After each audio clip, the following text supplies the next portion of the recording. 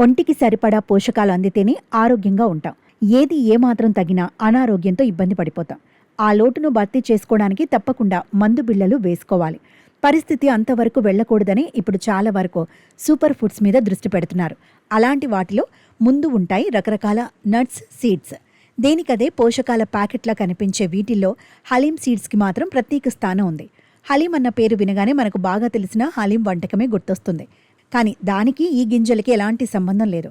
Garden craze seeds, olive seeds అంటూ రకరకాల పేర్లతోనూ పిలిచే ఇవి ఎరుపు, గోధుమ రంగుల్లో నువ్వుల గింజల ఆకారంలో ఉంటాయి. ఈజిప్ట్, అరేబియన్ దేశాల్లో ఎక్కువగా పండే ఈ గింజల్ని మొదట్లో ఔషధాల్లో వాడేవారట.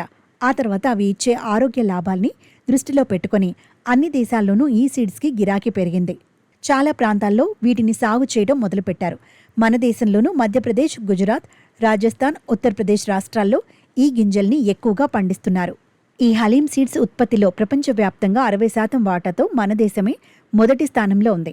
అనేక రకాల ఆరోగ్య సమస్యల్ని తగ్గించే ఈ సీడ్స్ గురించి డాక్టర్లు చెబుతుండడంతో చాలామంది రోజు వీటిని తింటున్నారు.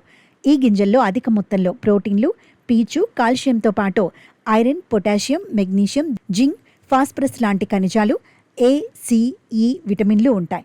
ఈ పోషకాల గింజలతో ముఖ్యంగా ఆడవాళ్లకు ఎన్నో ప్రయోజనాలున్నాయి. మహిళల్లో ఎక్కువగా కనిపించే రక్తహీనతకు హలీం గింజలు చక్కని మందులా పనిచేస్తాయి.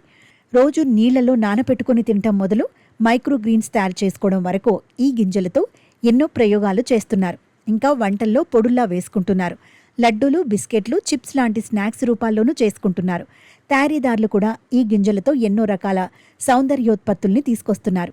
ఇంకేం ఆలోచించకుండా విటమిన్ సప్లిమెంట్స్ని ఆహారంతోనే భర్తీ చేయాలనుకుంటే డాక్టర్ సలహా తీసుకొని మీరు హలీం గింజల్ని తినటం మొదలుపెట్టేయచ్చు.